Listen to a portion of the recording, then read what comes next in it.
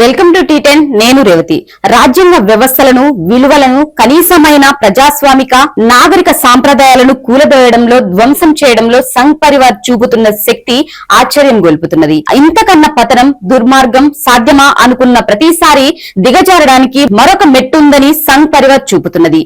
ఈ 10 సంవత్సరాలలో పార్లమెంటరీ, రాజకీయ, అధికార, ఆర్థిక, విద్య, సామాజిక, సాంస్కృతిక విలువల, న్యాయ వ్యవస్థలలో ప్రతి ఒక్కదాన్ని కనివిని ఎరుగనంత ధ్వంసం చేసి వాటి అసలు స్వరూపం నుంచి తారుమారు చేసి రూపంలో యథాతథంగా కనబడుతున్నప్పటికీ సారంలో బెల్లలుగా మార్చేసిన ఘన చరిత్ర సంఘ్ పరివార్ది.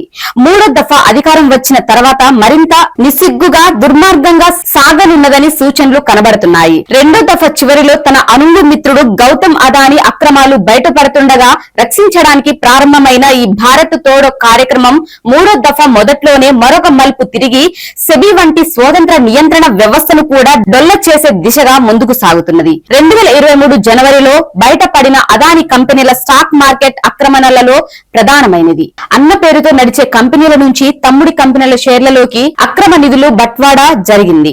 దాన్ని భారత స్టాక్ మార్కెట్ పరిభాషలో రిలేటెడ్ పార్టీ ట్రాన్సాక్షన్ అంటారు. అటువంటి లావాదేవీలు స్టాక్ మార్కెట్ వ్యాపారాన్ని తారుమారు చేసి అక్రమాలతో నింపే అవకాశం ఉందని, అందువల్ల ఆ లావాదేవీలను నియంత్రించడానికి, అడ్డుకోవడానికి, ఆంక్షలు విధించడానికి స్వతంత్ర సంస్థ అవసరమనే భావనతో security and exchange board of India అనే నియంత్రణ సంస్థ ఏర్పడింది. భారత పార్లమెంటు చట్టం ద్వారా ఏర్పడిన ఈ చట్టబద్ధ సంస్థ కర్తవ్యం ప్రజల తరపున చిన్న, మధ్య తరగతి మదుపుదారుల ప్రయోజనాలు రక్షించడం. స్టాక్ మార్కెట్ దిగ్గజాలు, కార్పొరేట్ సంస్థలు, సంపన్నులు తమ ఆర్థిక బలాన్ని ఉపయోగించి స్టాక్ మార్కెట్ ను అల్లకల్లోలం చేయకుండా, చిన్న మదుపుదారుల సంపద కొల్లగొట్టకుండా చూడడం.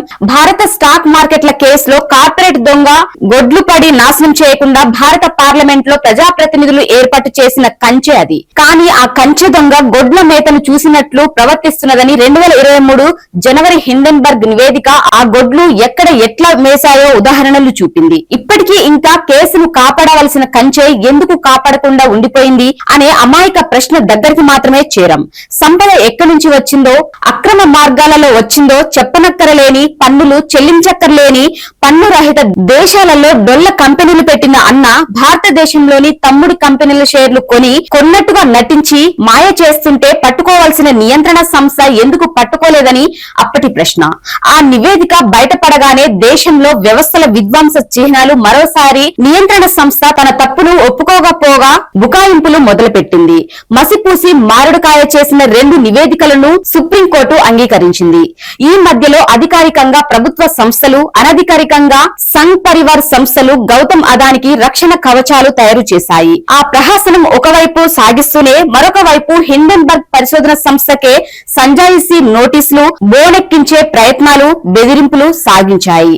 మహాఘనత వహించిన భారత ప్రభుత్వ వ్యవస్థలు ఈ తాటాకు చప్పులకు బెదరని హిండెన్బర్గ్ తన పరిశోధనలు కొనసాగించి తీగలాగుతూ డొంకలో ప్రవేశించింది. అసలు కంచికే దొంగతనంలో భాగం ఉందని సాక్ష్యాధారాలు సంపాదించి ఈ ఆగస్టులో మరొక నివేదిక విడుదల చేసింది. ఈ కొత్త నివేదిక భారత ఆర్థిక వ్యవస్థలో అత్యంత ప్రధానమైన నియంత్రణ యంత్రాంగపు అత్యున్నత అధికారులు ఎట్లా అదాని ప్రయోజనాలు రక్షించడానికి పనిలో పనిగా తమ పనులు చక్కబెట్టుకోవడానికి పనిచేస్తున్నారో చూపించింది. ఈ క్రమంలో ఏడాదిన్నర కింద బయట పెట్టిన ఆర్థిక అరాచకత్వాన్ని, అవినీతిని, మహా కుంభకోణాన్ని, అంతిమంగా భారత ప్రజల సంపద లూటిని ప్రభుత్వము, ప్రభుత్వ పక్షము, దాని పరివారము, అధికార వ్యవస్థలు పెంచి పోషిస్తున్నాయో చూపెట్టింది. హిందూ ఐక్యత, దేశభక్తి, దేశాన్ని శక్తివంతం చేయడం అనే ముసుగులతో సంఘ్ పరివార్ అసలు లక్ష్యం దేశ సంపదనలు అంతకంతకు ఎక్కువగా కేంద్రీకృతం చేయడం, పిడికెడు మంది ప్రయోజనాల కోసం 140 కోట్ల ప్రజల ప్రయోజనాలను బలిపెట్టడం, సమాజం మీద, వనరుల మీద, సంపద మీద కొద్ది మంది అధికారాన్ని స్థాపించే,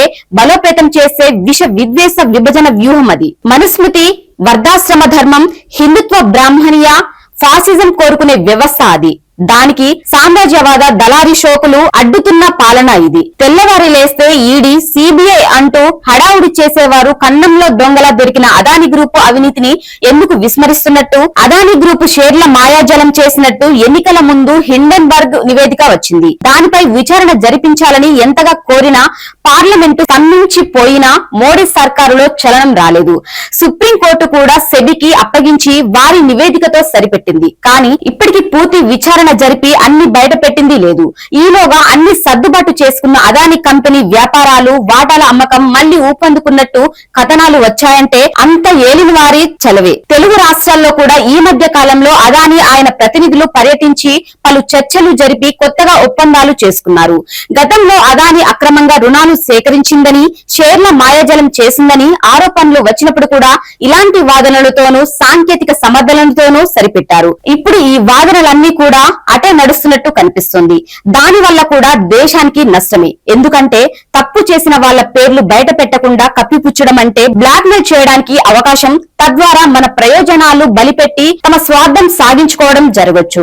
కనుకనే దీన్ని అంతటితో వదిలిపెట్టడం ప్రమాదకరం. సమగ్రమైన దర్యాప్తు జరిపి దోషులను శిక్షించడంతో పాటు వ్యవస్థలో లొసుగులు చక్కదిద్దడం అవసరం. శ్రీలంక, కెనడా, ఆస్ట్రేలియా, బంగ్లాదేశ్ వంటి దేశాల ప్రభుత్వాలు అదానీ ఒప్పందాలు రద్దు చేయడం, తనిఖీ చేయడం చూస్తున్నాం గాని స్వదేశంలో మాత్రం ఆయన అక్రమాలు నల్లేరు మీద బండిలా నడిచిపోతున్నాయి. అయితే మోడీ సర్కార్ కూడా ఎల్లకాలం అవినీతి కొండ చిలువలను కాపాడలేదనేది స్పష్టం.